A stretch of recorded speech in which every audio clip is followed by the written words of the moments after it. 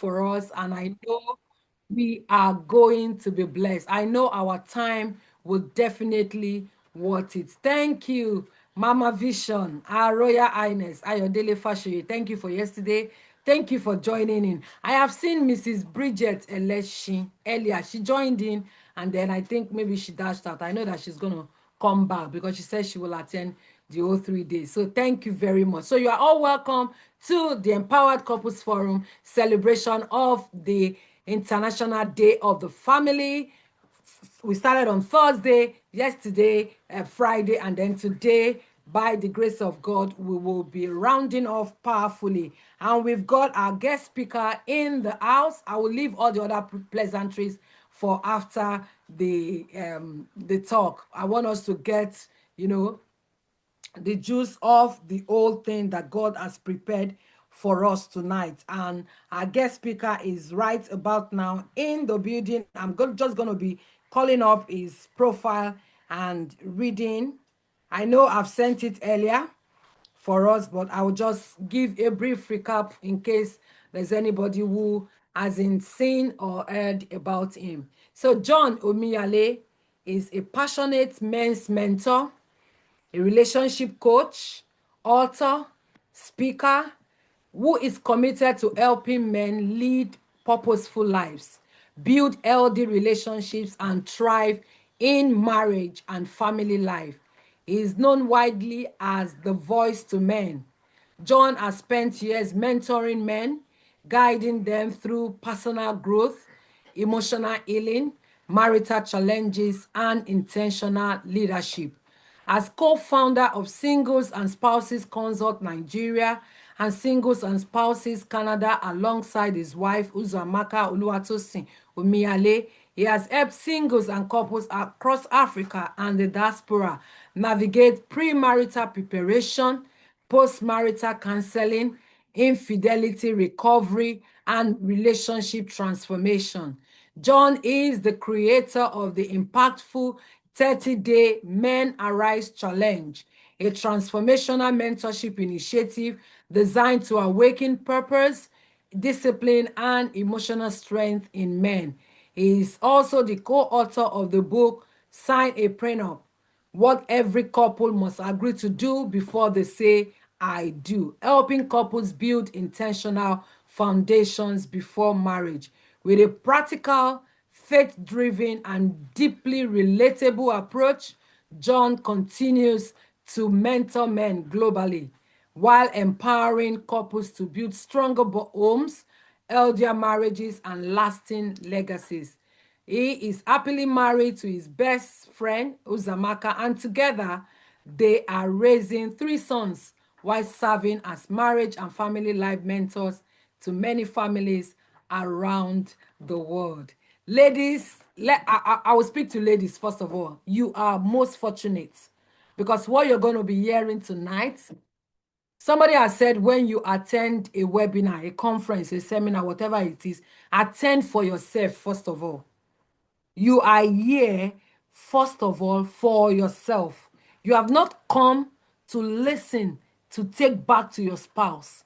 Because I believe that whatever it is that we're going to be hearing tonight will be applicable to you. And also, you, of course, you're going to go back to your spouse and say, oh, I attended this, I learned this is, and that. But first of all, you are here for yourself. And I want to congratulate you. I want to say thank you, thank you, thank you. So ladies and gentlemen in the house, let us welcome, give a virtual welcome to John Omiyale. Mr. John, you are welcome. You've got the floor now. Thank you. Thank you, thank you, thank you, thank you. I'm short of words. I was hearing the bio. I'm like, who is she talking about? Is the person somewhere in the crowd? Thank you so much. I feel honored. I do not take being here for granted. I've had sleepless nights because of this meeting, because I'm like, God, I want to tell these people what you want me to tell them, but I'm afraid, that I'm going to hurt some people. I'm going to step on some toes, break some tables, and I'm hoping that I achieve that, and we don't go angry at ourselves. I mean, you go with value and wisdom and help, to help us in the stages of lives and marriages that we're all in. With all due respect to my one and only Chief Nduka Omoife, happy birthday to you yesterday. It's not just yesterday, it's a whole week. We are closing down the entire week for the birthday. Happy birthday to you. God bless you, sir. Thank you for standing behind and pushing ahead this beautiful, gentle. I don't know, she's not gentle. This beautiful, this beautiful, powerful woman. We've worked together, and she's a firebrand. Thank you for all you do for the community of married couples, and I pray that God will continue to strengthen you. So straight to the conversation of today. Today is majorly for men, but anything that concerns men concerns the entire community, because inside a man, you'll find the woman, and inside the woman and the man, you find the children. So this one, if you did not listen to powerful Ayodele yesterday and the speaker on the first day, please listen to this one. It's all encompassing. Even me myself, I'll listen to this one. I'm praying that we'll be blessed as we go through it. So today's topic, I'll share my screen. I've sent a request. I would like to share my slides. And yes, thank you. So today I'll be talking a lot about let me just pull up my. I'll be sharing a lot about men, but because the audience that we have usually is majorly women, I'll be talking directly to a man, but I will also be talking to the women who want the best for the men in their lives. So I want us to just take the path, the way it comes to you, take it and let's run with it. It matters too, prioritizing the man within. When I got this topic, I looked at it and there's a straightjacket way to go about it. Just talk about the man, talk about his mental health, how he needs to do this and that and take care of himself and all that. But God told me, John, that's not the way we're going to go about this. And then it took me somewhere. What's my time? I'm supposed to be done in 30 minutes or 40 minutes. Madam Better? 50. 50 minutes. Thank you. You're so generous. So, he told me, no, we're not going that direction. This is the direction we'll go. And then he opened my eyes to a particular passage of scripture that I believe practically everybody here who is a Christian had come across before. And let's go through it and just read it and see what it has for us. So, the book of Haggai. I need to get this guy out of here. Okay, good. In the book of Haggai, 1, 2, 3, and 4. It's just as simple as 1, 2, 3, and 4. I have the message version here. It says, a message from God of the angel army. Anybody that knows message version, the message version is very dramatic. So he's talking about God. A message from God of the angel armies. The people procrastinate. See, if there's anything, anybody that disturbs the conference today, I'll call the person's name. I think that's my plan, because they almost frustrated Madam Ayodele for me yesterday. So please, everybody, just let me call the person's name. So as we go on, it says, the people procrastinate. They procrastinate. They procrastinate. If there's anything that cheats men, cheats people of their life essence, destinies that they could walk into, great things that they could achieve in life, it is procrastination. So it says they procrastinate. They say this isn't the right time to rebuild my temple, the temple of God. Emphasis on procrastinate, emphasis on right time, rebuild. And then we'll come to the temple. Then it goes on, it says, Shortly after that, God said more, and Haggai spoke it.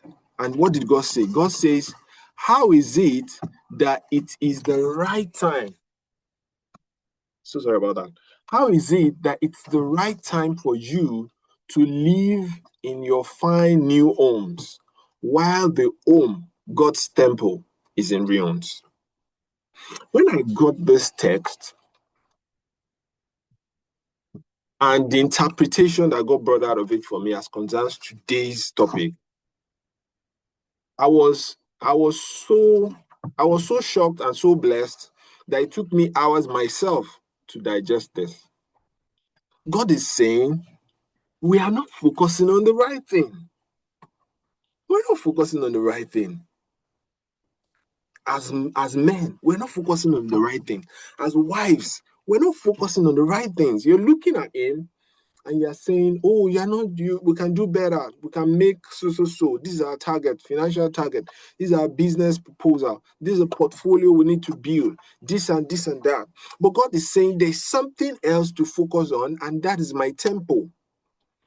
And God, if you have encountered God before, you will know that God is very, very, very meticulous. By meticulous, I mean God is so finicky. What other simple names, words can I use? God is so specific about how His temple must be built. If you look back in the books of the Bible, and by the way, I'm referring to the Bible just in case you are here, you probably don't believe in God yet, or you are of a different religion. Bible is my own best book. It's by far the most translated book, most books with the highest number of commentaries, and stuff like that. So I love the Bible. I use the Bible. The Bible is my own manual, right? So please bear with me and please try to get the juice from this, so you are not distracted by the fact that I quote Bible. So he's saying it there that God is very specific about the temple. He's very peculiar about the measurement. If you look at, I think it either Leviticus, most likely Leviticus, it talks about the measurement, how it should be measured, how this one should be 3, then this one should be 7, then the candlelight should be here. This one should be outside, this one should be inside. God is very specific. God is very meticulous about his temple. Now, what is this temple? This temple is the man's body, spirit, and soul. Body, spirit, and soul. Now, if you look down that text, that Haggai 1 that we read from, it says there that, it went further to say, you are so preoccupied by your good and wonderful homes, and things that you are doing. You're so preoccupied by it that you are working, but you're not seeing the result of the work because you have ignored my temple. Now, let me bring your mind away from a physical temple to that man's body, spirit, and soul. He has ignored it. You, the wife, you have ignored it. You, the mother, you have ignored it. God is bringing our mind back to it, that this is where the focus should be. This is where the whole essence is built from. This is where results for other things can be gotten when these 3 things are focused on, when these 3 things are being focused on. And for this, I want to explain that you are a spirit, you live in a body, and you have a soul. You are a spirit, you live in a body, and you have a soul. Your body is like your spacesuit. The best way I can describe body, spirit, and soul for anybody or for us in today is, imagine you are a fantastic person, as in a very young millionaire. You're enjoying yourself, you're good. You are now in your house. So you that you are seeing, you are the spirit, because that's the main person. You are the spirit. You live in your body. So your body is that fantastic building where you live. For some people, it's not fantastic. For some people, the building is old. For some people, the building is new. For some people, the building is super structure. For some people, the building is just a normal structure. For some people, the building is pot-bellied. For some, it has six packs, stuff like that. You live in the building. Then your emotion, your soul is like your emotion, your intelligence, and stuff like that. And those are the pets. You have the pets in the house. So some people you have Wow. parrots in the house and your pet talks a lot. Some people you have cats in the house and it cuddles a lot. Some people you have dog in the house, barks a lot. Some people their pets are trained. Some people the pet is untrained. I don't know if you have encountered an untrained dog before. As in, I know that an untrained dog is still better than a stray dog or a wild dog, right? But an untrained dog is one of the worst encounter you can have because you have someone telling this dog not to bite, but the dog is doing exactly opposite of it. Bite. It can be very, it can be a very threatening sight. Do you have the kind of soul that is trained? Is your soul trained? Those are questions we need to ask. Is your body a superstructure? Or you're managing it? Is your body old and you have not done any renovation on it? And then the main thing, which is you, which is the spirit, you are a spirit. You are a spirit. Are you a dead spirit? Are you a dead spirit as a man? Are you a dead spirit or a living spirit? Are you a living spirit? Because if you're a living spirit, it's going to show in the way you interact with your kids. You're not going to interact at face value with your kids, with your children. You're not going to interact at face value with your wife. You're not going to take everything in the natural because you are a spirit and you know that the spiritual controls the physical. We'll come back to this, but I just want to establish the fact that the body that God is talking about that has been ignored or abandoned or that is being broken down is you, the man, your body, your spirit, and your soul. Move on. Now, for the superstructure that God has created, if you look in this, my best book again, the Bible says that man and woman have been brought together and they are one body. Your wife, and this is where I know this is where a lot of women will be excited, and I'm excited for you guys because you have been created to live a pampered life. You are an extension of that guy. You are an extension of the man. How good the man is doing determines how good you can do.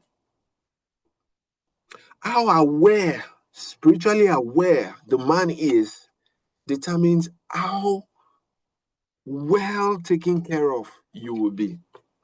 If you see a man that talks down at his wife, a man that has consistent malice with his wife, a man that does not sit down and build with his wife, a man that does not take care of his wife, a man that doesn't die practically for the wife, for the building of the wife, you have met a man that is spiritually unaware, spiritually a baby.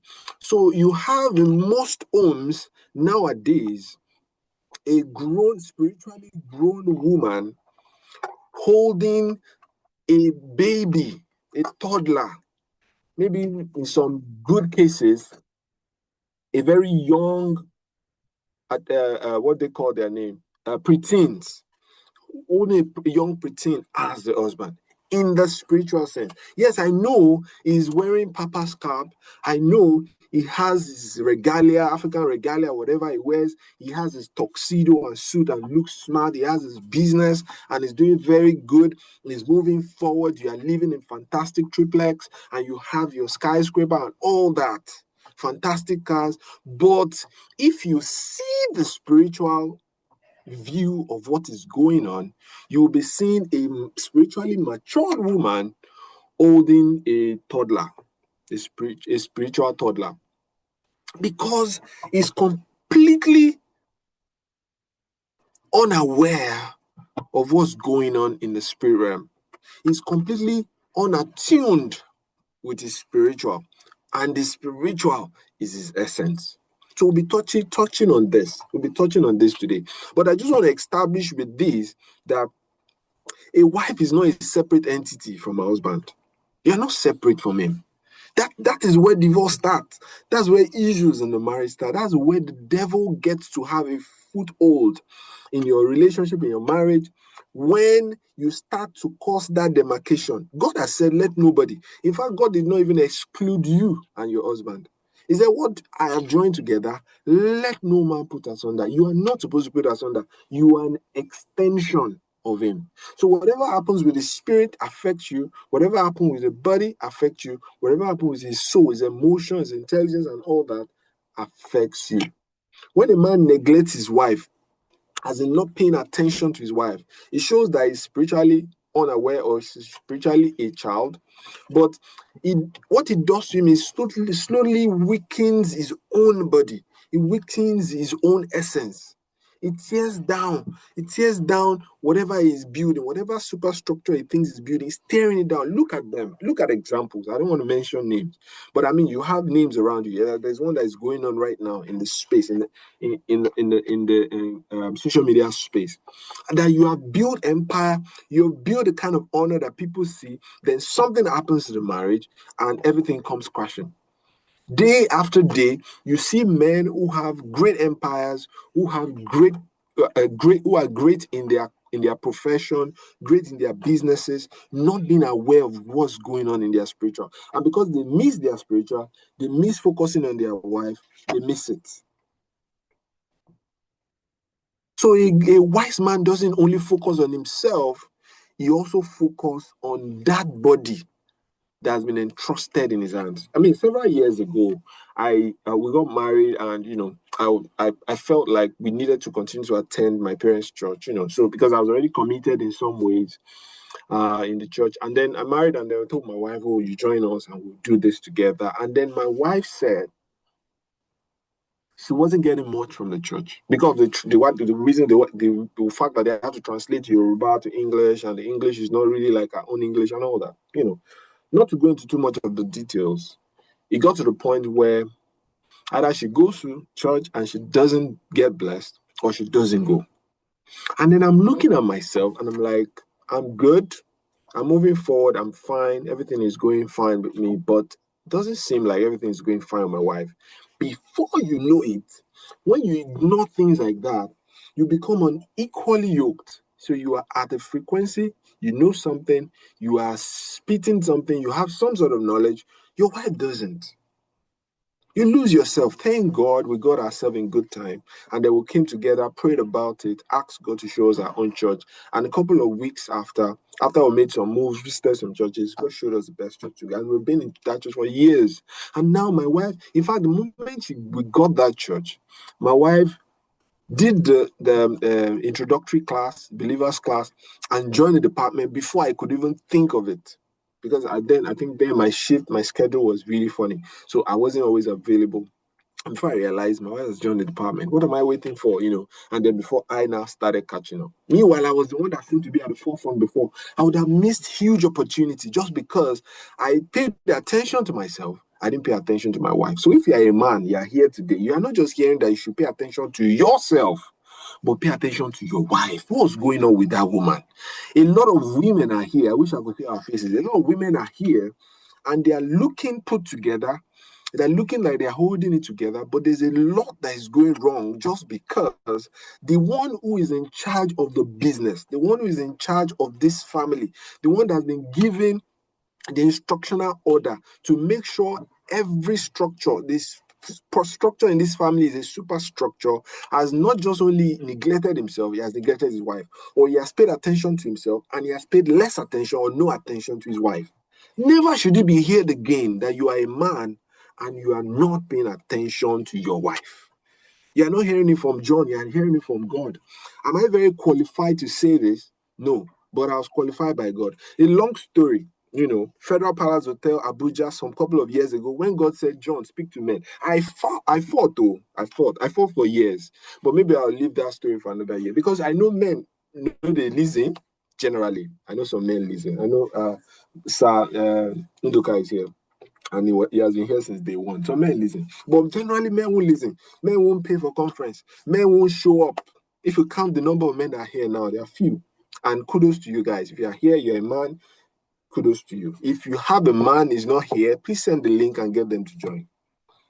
So back to what I was saying, pay attention to not just yourself, but your wife, because she's an extension of that superstructure. In fact, she makes up that superstructure that God is talking about, that is the temple. Now, there are systems against this. There are systems against you. I put down kind of like the ones I feel is major around our space right now, and I'm hoping that will bless. I'm sorry I didn't give details, but just focus on the title, right? The first is work, either work, business, profession, whatever you call it, right?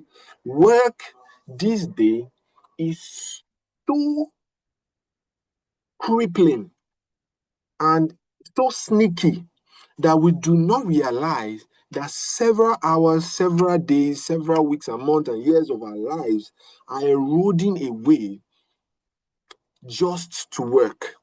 And we're not paying attention to what needs to be paid attention to. Yes, I know you need to earn the pay. I know you need to pay the bills. I know you need to hold on to a job. I know you probably even need to combine some shifts and all that. But what attention are you paying to your body? When was the last time you spent time with God? Your body needs food, exercise, and the rest. Your spirit needs words.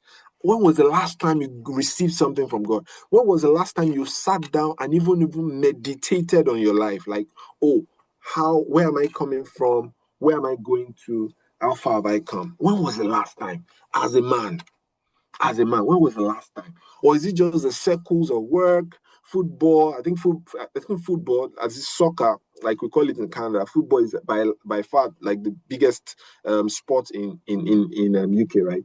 Just is your life just work, football, sleep, food, work, football? Is it just that square or triangle? Or you are making now specific time? If I ask you now as a man, when is your time with God? There's something my sons and I call alone time with God. They have a specific time. Yes, they struggle with it because we are still trying to create that routine now in our family with them, right? But they know there's something like that. Now you are a full-blown man. You are the one in charge. What time do you have meetings with God? What time do you engage your spirit, man? What time? What time? What time? And then what training are you giving your soul? What care are you giving your body? When we did the 30 days men arise challenge, I was thinking that God will just bring out something dramatic for the first day for us to talk about. And then God says, John, you're going to be talking about arise and eat. I'm like, what? Arise and eat? Eat what? Unkobi or, afan soup, fufu. What exactly are we eating? And God showed me there how Elijah was woken up from sleep. And the angel said, arise, eat, because the journey ahead is far. Yes, at the end of the day, God drew out from that text for us that you should not just pay attention to the food you eat, the nutrients you take into your body, the toxins that you don't allow in your body, but you should also pay attention to the books you read and how you spend time with the Word of God. But talking about food, what are you eating at age 40? What shouldn't you be eating? It is there. AI, you can just Google and check. AI will even tell you. You don't even need to hear it from John. We were in a I think retreat together. I think in Ekpe or so, either Ekpe or Abuja, I can't remember now. We were with our mentors, you know, Coach Kule Ologe and Wendy Ologe. And Coach Wendy was telling the husband, like, no, sir, you're not supposed to take that, sir. I think he was supposed to take some maybe muffins, or I can't even remember, some sort of pastry. And she said, no, you can't be taking that, sir. Are we watching out for ourselves? What shouldn't you be eating at this age? Are you still struggling with alcohol at this age, this day and age, this knowledge age? Because whatever you want, you get it. If you want what we say, no, ignore the spirit. You don't need to focus on spirit. Just do well, make millions, you're fine. You will get content that will tell you that. You get content that'll tell you the one I'm telling you now too. The same way you get content that'll tell you, oh, take alcohol. There's a way you can take it. It's fine. You also get content that'll tell you that alcohol is not meant for kings. The same way for cigarettes. Yes, you say it's not in the Bible, but yes, go and do research. You are the Odogu. Do the research yourself, and you see these things. So a lot of people have been taken over by work. It has crept so much into their systems that they have lost years. You've lost years you're supposed to spend with your wife. You've lost years you're supposed to spend with your children. How are you a married man and you are at work, and throughout work, there is no hello, baby? I don't care what season or age of life you are. I don't even care if you're in your 70s or 60s. What is difficult in saying, hello, baby, how are you doing? As in, throughout your 8 hours or 12 hours or whatever number of hours you spend at work, no connection, no contact with your wife. Several years ago, you can't even stop me. To now, because of one or two projects that's reduced. But then, every gist that is happening, if a lady gives me front hug when she's supposed to give me side hug, my wife knows immediately. If what I was supposed to eat, I couldn't eat it now, she knows. Same thing, she's giving me information. Are you being taken over by the work system? Because this work system, a lot have gone to it. You just have to do number. If you are not aware that there's a system against the temple that God wants you to build. Second is immigration or status. Whatever status you are pursuing. Maybe you are in the millionaire status, you are pursuing the billionaire status, you are at the comfortable level, you are pursuing the millionaire status, you think that you are struggling financially, you are trying to enter comfort level, or immigration, you're trying to move from one country to the other, relocate and settle down, you're trying to get some sort of credentials or what have you. You can be so taken over by it that you lose yourself in the process. You lose the attention to yourself. You lose paying attention to yourself. Don't lose yourself. Don't lose yourself, man. Don't let that man lose himself. Don't let him lose himself. Because when he loses himself, he breaks down the family system. It's the foundation on which the family system is built. Because you're an extension of him.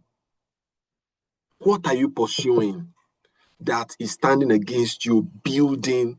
So some of these systems that are against you, some of them makes you ignore the temple you're supposed to be building. Some make you even break down the system, the temple you're supposed to be building. So whether you're ignoring it or you're breaking it down, you're not building it anyways. Third is the comfort of prosperity. Have you entered that space where you are now so comfortable that you can eat anything? So you can just eat anything. So from a 2-month-old pregnancy of a man, you're entering 6-month-old pregnancy. And some, yeah, it even seems like you're due already, you know, by the size that we're seeing. But because now you can eat a bowl of red meat. Come on, come on. Pay attention. There is a system. It's a system, guys. There will still be something you can eat that is sweet, or a way to prepare something you don't really like that will still be enjoyable to you. Let's stop breaking. Sometimes I see men make decisions either on alcohol or on even real food or portion of food or time we eat, and it's as if you have a super structure, a fantastic skyscraper, and you just carry sledgehammer and you are slamming it and you are slamming it, and they're like, what are you doing? You're like, I'm having fun. They're like, you can't possibly be having fun. If you keep slamming this structure, it's gonna fall. But you're like, no, this is fun. Isn't this fun? It's sweet. Come on. So what has comfort sent you? Most people, what comfort has even done to them is it has completely made you to become a dead spirit. So spiritually, you are not awake. Because now, what used to make you pursue God, maybe when you're in Africa or Nigeria, as the case may be, or wherever you were before, you have gotten to a space where those things are not problems again. The government provide them. So you are completely lost sight of God, no relationship with God, no encounters with God. You're not receiving anything from God. So you are naming your children and you are not getting any information. Yesterday, Ayodele was talking and she was talking about how you need to receive what God wants, what birth the vision for your kids. Most men don't. Most men don't. To start with, you can even see that in the names that some men name their children. If you've declared on that child throughout pregnancy, oh sir, you will receive a word on what that child is coming to do. But God is not going to give you an information. Information about someone's life, a child's life, is classified information. If you are not in the core, you can't be giving that information. You're going to mess up that information. Imagine you being Joseph and God telling you in the middle of the night, carry that child and go to Egypt. You're going to mess it up. You're going to mess it up because 8 a.m. you'll be brushing your teeth, trying to get ready. But by then you are surrounded. Joseph got up immediately. A man needs to act immediately today about some or one of these things that we're talking about. And the last I will look on that, I need to rush now, is winter. Winter. As winter is winter creeping in and going against you building that body. I mean, all of us know that winter can be cold, right? Winter is coming. This popular movie back then, but winter can be so cold that it can be minus. I think I've seen minus 28 or so. Minus. I don't know. My wife might know better. She's good with numbers. But winter can be so cold that it can affect your physical body. That's the body you live in, the spirit lives in. But that's not even what I'm talking about. What I'm talking about is a kind of cold world that we are now in. Spiritually cold. Spiritually cold. They said, don't talk about that. That's hate speech. Don't talk about this. That's hate speech. Because of that, you don't talk about it in your house. Your house is your kingdom, man. Your house is your kingdom. What conversations are you having with your children? Sorry, 1 minute. How much more time do I have? Your house is your kingdom. How cold is it? You need to turn up the heat. Turn up the heat so that winter doesn't kill that temple that God has given you. Turn up the heat. What conversations should you start having? So when you do the work, the number of hours you have turned into work or to business or to whatever, you get home, please dedicate time to turn up that heat in your conversation with your children, especially, then your conversation with your wife. Turn up the heat. Let's stop allowing these systems to break down or cause us to ignore the temple that God has blessed us with. Dwell too much on this. What do we do about these systems? There are 4 things I'm going to share. First is assess yourself. Assess yourself. Should just go on a retreat. I mean, if you're the kind of man that can be trusted, I mean, definitely. If you have a space in your home, go on a retreat in that space. If you don't, just go and lodge somewhere and go on a retreat and reflect on your life. If you want to be accountable, you can go with your wife if she would allow you be. Just reflect.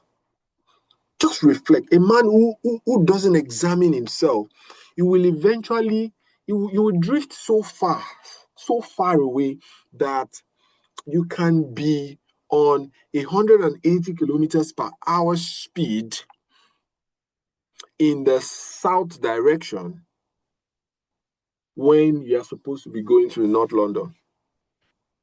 As then you'll be blowing speed, like, and you'll be so happy with yourself, like, yes, we're doing it, we're there, oh, let's go. Meanwhile, you're going so far in the wrong direction because you've not assessed yourself. There's something my wife and I talked about we started talking about a couple Decembers ago, and we said, assess your year, assess your marriage. Where are we coming from? Where are we right now? How far have we gone? What more can we achieve? What are we not challenging ourselves with? What more can we take on? What should we remove? What should we stop doing? Assess you. Just reflect, like, oh, this is where God is bringing me from. This is how far God has brought me. Because you've not assessed yourself, you don't have much to share with your children. You're supposed to share your story with your children. You're supposed to share your story with your children. But you've not assessed yourself to see how God has showed up in those stories. You've not assessed yourself. You've not assessed yourself. You've not seen how God wants you to use that story to be a blessing to your children. Please set the 10 minutes for me. To be a blessing to your children. You've not assessed it. One of the days of the 30-day Men Arise Challenge, God told us that you should share your personal story with your children. But you can't even remember your personal stories. You can't remember where you made that error, that mistake that is still haunting you to today. You can't remember it. So now everything is cool. Like, you're just taking every day as it comes now.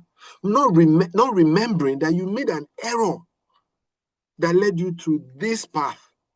So now you need to share that story with your kids so that it does not become a generational error. But you've not assessed yourself. Assessment is the discipline of honestly checking the condition of your being. Am I a living spirit? How matured am I spiritually? How matured am I spiritually? Do I have an unleashed pet? Or have a leashed pet as concerns your soul now? Is my body being taken care of? Am I doing the right thing? Am I doing exercises? Am I eating the appropriate portion? Am I not taking in toxins? You need to assess yourself. And when you assess yourself and you bring this up with family, then they begin to learn leadership from you that, oh, we need to be assessing ourselves. So if daddy can assess himself and he came up with this fact, then I need to also assess myself. Then they begin to pick from it. A wise husband and father will regularly ask, what is growing, what is breaking, and what am I ignoring? Assess yourself. That's the first thing. One thing is challenge yourself. Challenge yourself. Challenge yourself. I mean, it's said that generally men will compare themselves to people or someone else that is not doing as much as they're doing, maybe lower than them in results. Why women will compare themselves with someone that is doing way better. Don't be that man. Be that man who stands out and compares himself with himself. So look at yourself and say, this is who I am today. What else can I? Yes, you can take one or two examples, to just say what is possible. Because you never even know what is possible with you until you challenge yourself. I was listening to I think it's a North American, and was talking about what it does every year, how it picks up one challenge or the other, that is astounding or daunting, there something he needs to do that he has never done before, either climbing a mountain and stuff like that. So yes, you might not climb a mountain, you might not go buggy jumping or what have you, but you can challenge yourself. This is who I am right now. Spiritually, this is how far I've gone. This is what I do. This is what time I spend with God. This is what I want to do. Food wise, this is what I do. This is what I ingest. This is what I want to stop taking in. This is how I want to start eating. This is the time I want to start. You can challenge yourself. Challenge yourself. If you need help, ask your wife to help you. That's why you have them. They are so sophisticated, right? You can never have the ends of the possibilities that can come from making the good use of your wife. Ask your wife for help. Like, oh, baby, I want to improve in this. Like, what do you think I can improve in? Because she sees you. She does see you finish. She knows you in and out. Ask for help. Don't be comfortable. Don't be comfortable. Don't be comfortable. Comfort has weakened many men more than hardship ever did. You are so comfortable. You are so comfortable. A strong man intentionally stretches himself through discipline, through learned responsibility. Set targets for yourself. Set systems that follows up on you with the challenging yourself. Challenge yourself. Challenge yourself. I took up a couple of things last year and I achieved a good number of them. And they don't even have anything to do with my mentoring or counseling, just my personal life. Ask my wife. Go and verify. I think my wife is here. Love you, baby, and thanks for all the support. She's my darling. What a pretty. Anyways, going on. So the strong man, be intentional in stretching yourself. Stretch yourself. A husband and a father must continually challenge himself to become more patient, more present, tell yourself, oh, going forward, I want to spend so number of hours with these children. Challenge yourself. It's not going to be easy. Yes, I'm not kidding you. It will take some amount of energy from you, but you can challenge yourself. How more dependable can you be? How more accountable can you be? That's the second thing. Is surround yourself. Surround yourself. I didn't have any other picture to use, but this Oh, yeah, person, you. because this person, you're saying something? I will call this person's name so that they will know we're hearing them. Okay, surround yourself. Surround yourself. Who are the people in your space? Who are the people in your space? Who are you listening to? Let's even say we collected your phone now. And we check through your timelines on any of the apps. So, what's the name? Twist or whatever you guys call it, Facebook, what have you, and all that, Meta and all that. If we grab it and check what's on your timeline, who are the people that you have surrounded yourself with? Because it's not even about friends again now. Yes, I'm speaking of friends. Who are the people in your space? Who are the people you speak with daily, weekly? Who are the people you have conversations with? Right? But beyond that, what have you even surrounded yourself with as concerns gadgets?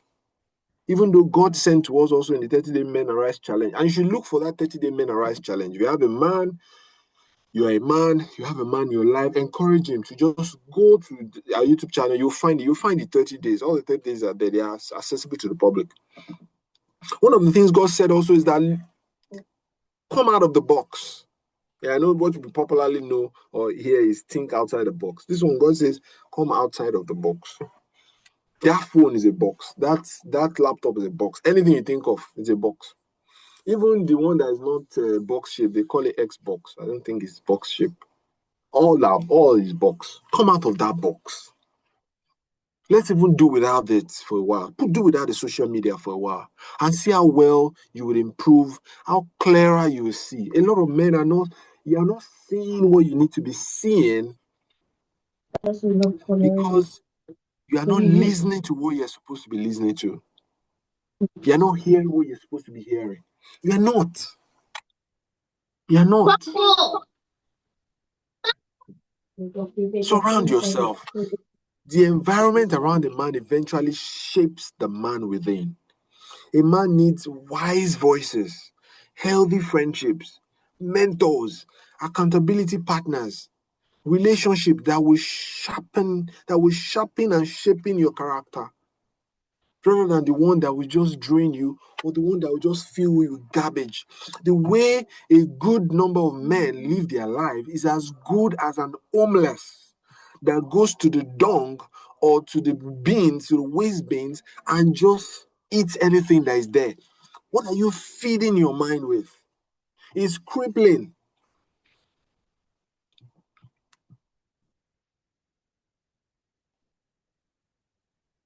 What are you surrounding yourself with?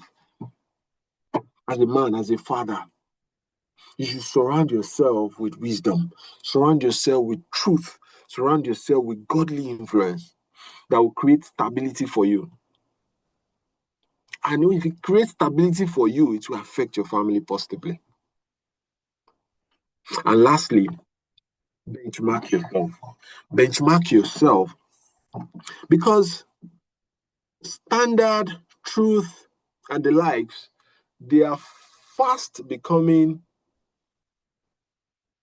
what they call these species that are dying out. They are fast becoming scarce. Extinct? Extinct. Thank you. Endangered. Endangered species. Yeah, extinct, endangered. Yes, for some people, it's even extinct already. No standards. What standard are you operating with? I don't even care how flimsy the standard looks, but what standard is it? There's a man in the Bible that gave his kids, his children, his lineage, the standard. I think they were in the Levi category, and he told them, he said, "Don't build houses, build tents, so that you can focus on the focus." I know a lot of people will look at it like, how can you say you shouldn't build houses? That's not a good thing. But for him, is that they're supposed to focus on God, and if they build houses, they will settle, they will be distracted. And he passed it on to them and they held on to it. What standard is in that your family? What standard? What standard are you benchmarking yourself against? Or no standard? Because if you do not rise to anything, you fall to everything they say, right? And so far, so far as we're seeing it in this world of nowadays, standards are dissolving off. And because they are dissolving off, if you don't maintain any standard by which one live your life, you fall to everything in no time. You fall to everything. Are you benchmarking yourself against? Measure your life against proven principles, godly values, wisdom, discipline, the kind of man you truly desire to become.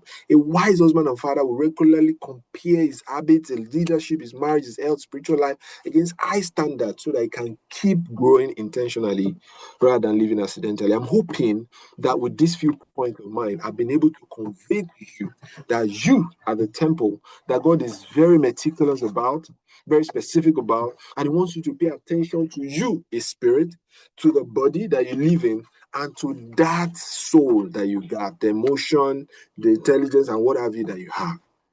I'm hoping that by this, you will face and pay more attention to this. And if you're a woman, you will help him to understand this in the mildest, smoothest, sweetest way possible so that you don't have a good message and then you deliver it in a poor way. And thank you very much for listening. If you have questions, we can handle it. Thank you.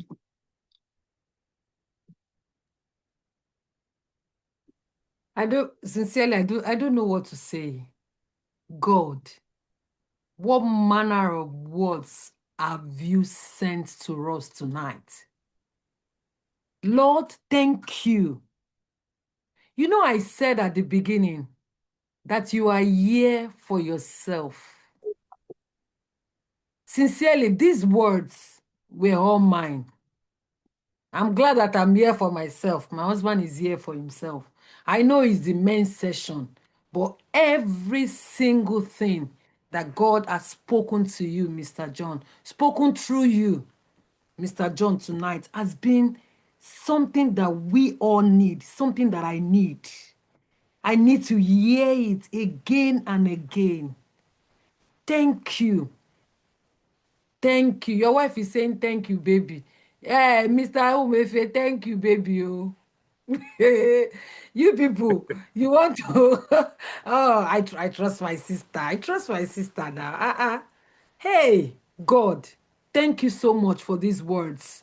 Thank you. I was writing down. I was writing down, and so many of the words were just coming like fire. They were like they were coming like, like fire. Turn up the heat in your home. Came as a fire. I am an extension of my husband's life, his strength, and his legacy. Ask yourself, what is growing? What is breaking? And what am I ignoring? And you're saying that's for a man. It's for me, oh. It is for me. Hey, stretch yourself through discipline, through learning, through responsibility, through personal growth, instead of settling into excuses and routine. God bless you, sir. God bless you. God bless you. God bless you, sir. Hey, thank you. Thank God. I want to give opportunity for 2 or 3 persons who has a question to ask. Or are you just taking everything in like me? I just feel like, we should just build this tabernacle here and don't leave and just hear more. If you have a question, thank you, sir. My Reverend Ifeanyi Bochioma, he says, thank God I did not miss this. I am grateful to God I didn't miss this myself too. If you have a question or something to say, I want to give opportunity to 2 or 3 persons, and then we can do some other thing. God bless you, sir. Please let us appreciate our guest speaker tonight. Give him your virtual thank you.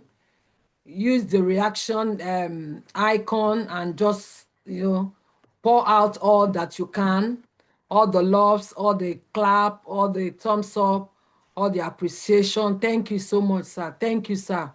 Thank you for hearing from God for us. Thank you for listening to him and bringing this perspective to us. Thank you. He matters. The man matters too. Prioritizing the man within. Kandalabalibo Shutoya. Mommy Wumi Ajayi, thank you. I recognize you, ma. Please, ma, you can unmute yourself and let us hear you, ma. Right. Thank you so much. I mean, this is a very, very, very, very rich session. Thank you so much to our Yes, ma, presenter it is. and the convener as well. Thank you so much. It's just a question. I know, like you rightly said, there are more women on here than men. That's just the fact. And when you put programs like this together, women are more likely to attend than men. And a lot of issues that we see in marriages, you see that women are usually the ones seeking help and wanting things to work and trying to push the men. So I'm just asking this question to ask if to see if there's any encouragement or any advice that our presenter can give to women who are in that situation where it's almost like they're just pushing the man to be the man that he should be. And sometimes it could be very, very tiring. Women should be women, like he said. You know, women are meant to be pampered, they're meant to be looked after. They're not meant to be the one pushing and carrying the heavy burden of the home. So what advice, what are the tips or strategies or that this woman can use to encourage their husband, that is not just you're nagging me or you want to be the man or let me be, accept me like who I am and things like that. What are the things that the woman can do? Thank you.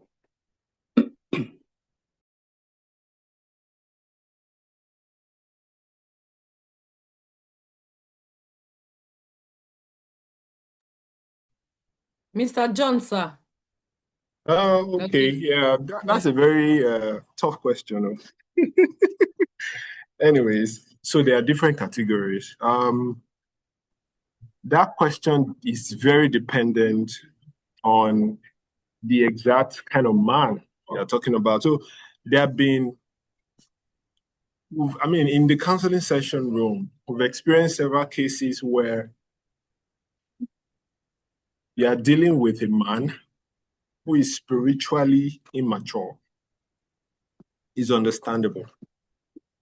But there are also times when we're dealing with a man who is spiritually ignorant, as in no understanding of what you're talking about. I mean, we've spoken with women who have said, hey, Mr. John, Miss Zuluamaka, we actually didn't do premarital counseling. So I didn't even know what I was getting myself into until a few years down the line, right?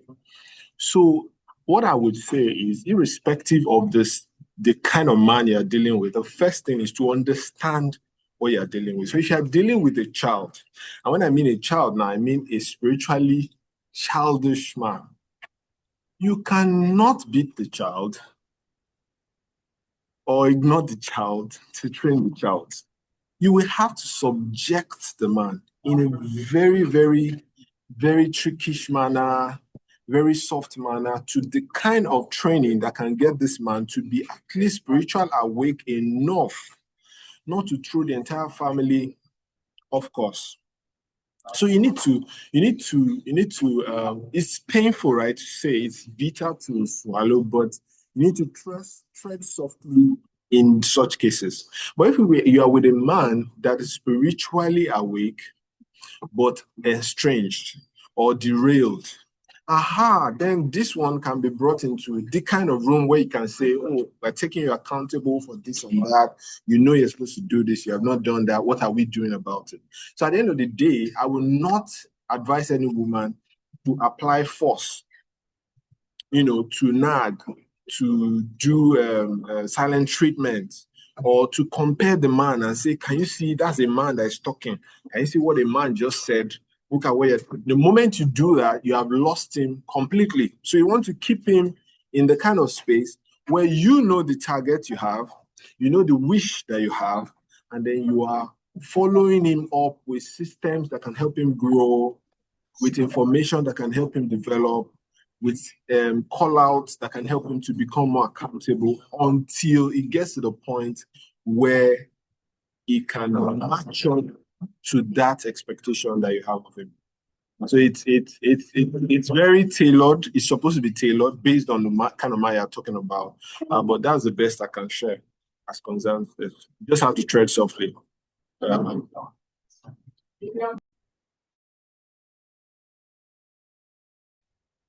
All right, thank you so much, sir. I think that's a good way to land that question.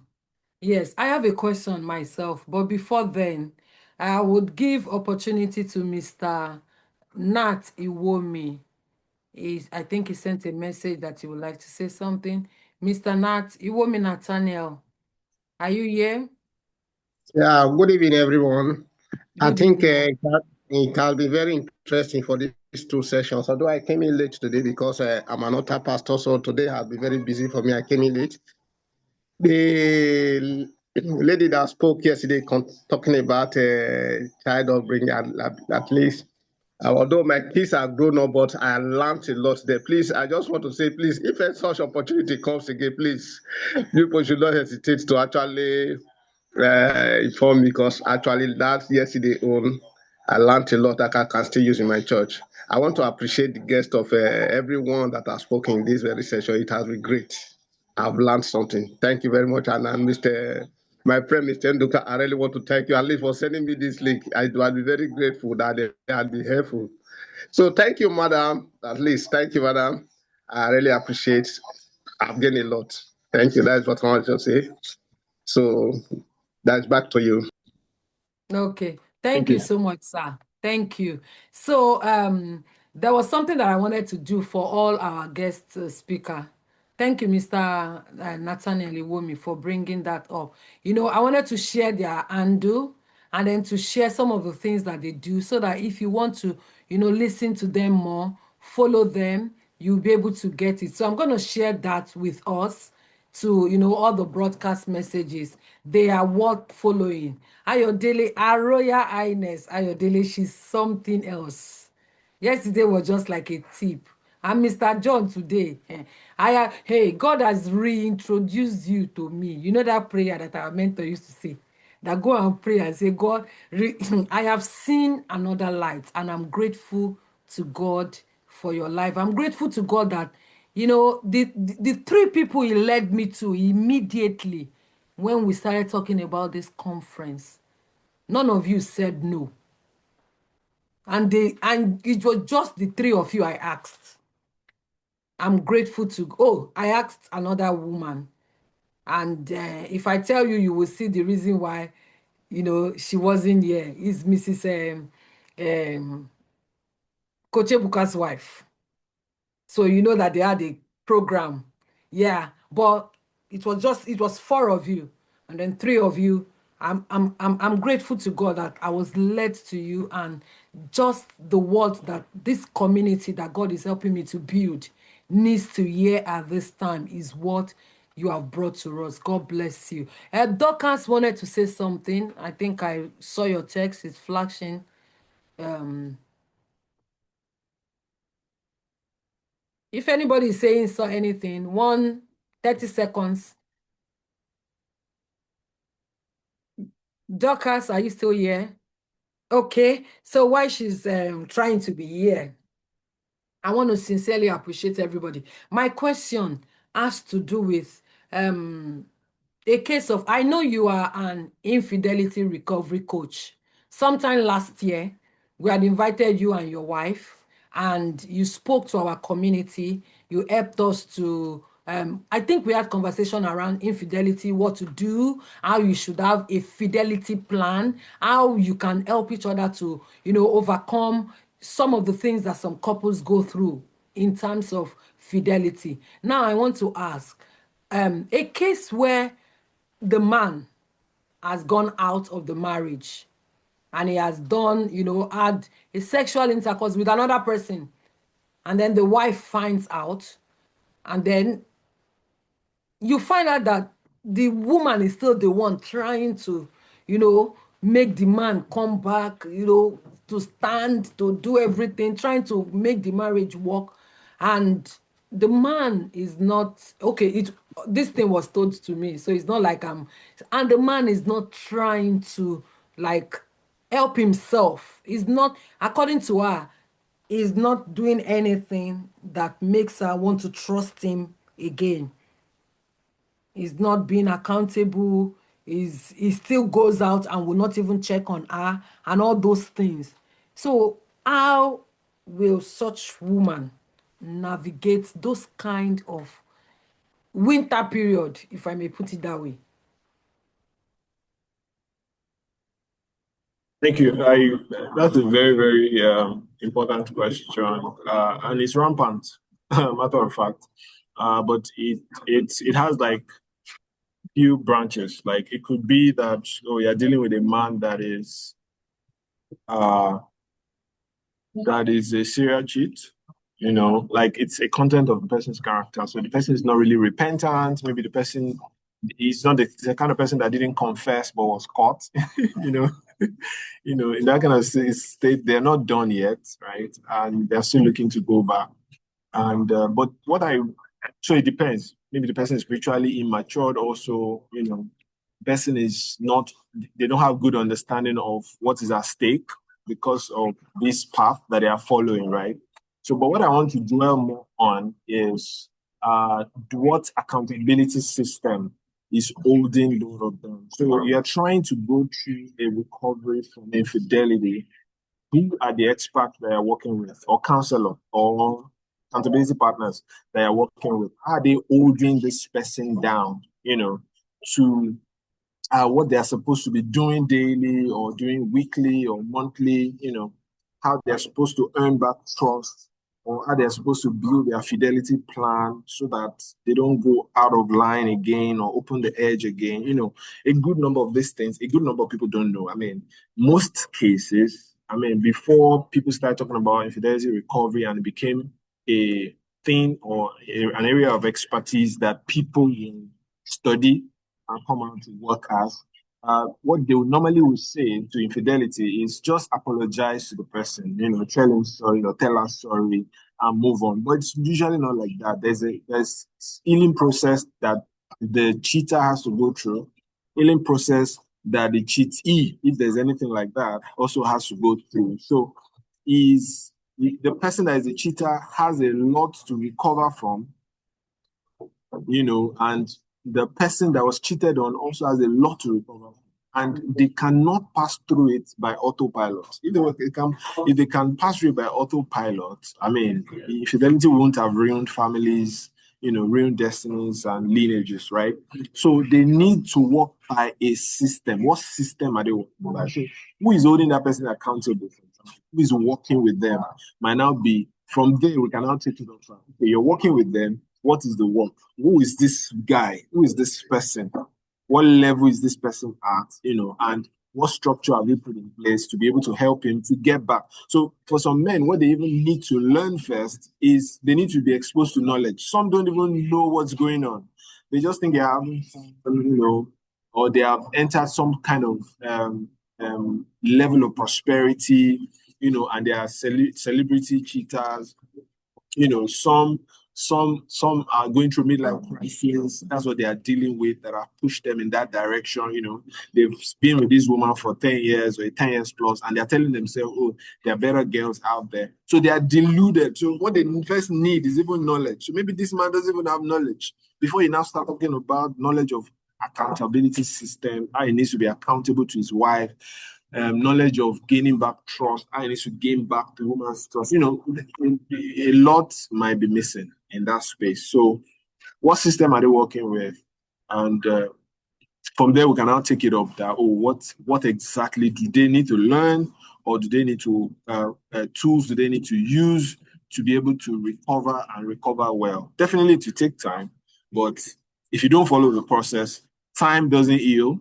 Time even damages things more, right? Yeah. So I think that's the best way I would put it. I'm hoping I've answered the question. Okay, thank you very much. Thank you. Thank you. Yes, the question has been answered. Thank you. So I think that will be it for today for year 2026 International Day of the Family 3-day conference. I want to appreciate every one of you.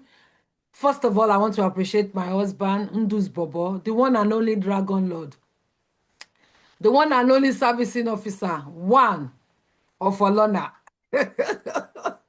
Thank you so much. Thank you for giving me wings to fly, for not letting the wings cut off or chap or break or dry or fade. God bless you. I want to appreciate our day one speaker, Mama Bridget Election. She's here. She's here. She was here. Yes, I've seen her. She was here yesterday. She was here on Thursday, and she's right here. Thank you so much, ma. Our Royal Highness Ayodele Fashuyi. Thank you, ma. God bless you. Thank you for, for the fire you brought yesterday. Thank you. Thank you. I want to appreciate our today's guest. Thank you, sir. Mr. John Omiyale, my own boss. Ogasa, I want to appreciate your wife too, Mrs. Uzamaka. Thank you. God bless you. Thank you for all the support. I see you. Sometimes when it's not answering my call, I'll just come and meet you or come and send you message. I know. Thank you so much. Thank you. Thank you for modeling what it is to be a Christian woman. Thank you for being virtuous. We are following. We're following those, you know, who have become. God bless you. God bless you. I want to appreciate everybody. I want to appreciate my mom, Agnes Asagra. I want to thank you. I want to thank my siblings. I want to thank my Reverend Tony, Reverend Ifeanyi Ubochoma. I want to thank Mama Wumi Ajayi. I want to thank everybody. I can see all the names. Thank you. Thank you. Thank you. Thank you for joining tonight. God bless you. So sit with this conference. Sit with the words that you've had, the day one, day two, and today, the day three. Sit with it. Grow yourself. Be accountable. And always show up for yourself.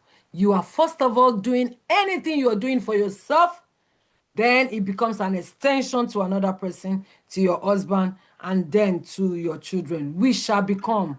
God bless you all. Thank you, thank you, thank you. I'll be sharing the links to day one, day two, day three, so that if you want to catch a replay on your way, there is no spare time. There is no time to waste. You're doing anything, you're listening, you're growing, you're becoming.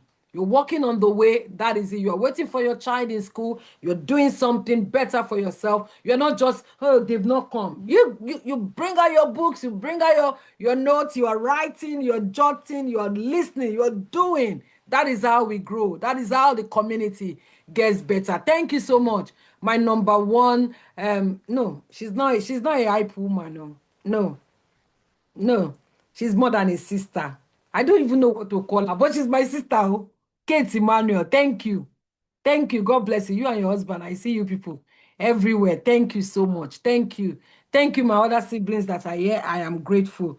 Thank you so, so much. So we will see each other by God's grace on another edition. Next month, June, is going to be lessons from the wine press. And we are having Stephen and Pauline Redman. They've been married for over 40 years, and they'll be coming to share their experience, they're coming to share lessons, things that has worked for them. Remember, we had I think last month we had lessons from the wine press, so we're having another one in June, and then July, and then we continue like that. God bless everybody. Thank you for joining this Sip and Paint online for couples every time. Thank you for listening to the Water for Your Marriage every Monday. Thank you for participating in the things that God is helping me to do, for your support, for everything. I am immensely grateful. Thank you, thank you, thank you. And can I say a very good night, or is it good morning or good afternoon? Mr. John, I don't know which one you are, but take all the good, either good morning or good afternoon. Thank you so much. Thank you, thank you, thank you. And have a pleasant rest. Thank you so much. Good night. Goodbye. Thank you. Mama Easy Tokoni, thank you, ma. Thank you. I see you. I see you. Thank you. Thank you. Award-winning book distributor, Peace Agenti. I see you. Thank you. Thank you, everybody. Thank you. I am grateful. Thank you, my sister, my accountability partner, Rebecca Omoya, Catherine, Irene. Thank you. Thank you. Adekpe me. Thank you. God bless you. Thank you. Goodbye. Thank you. Bye.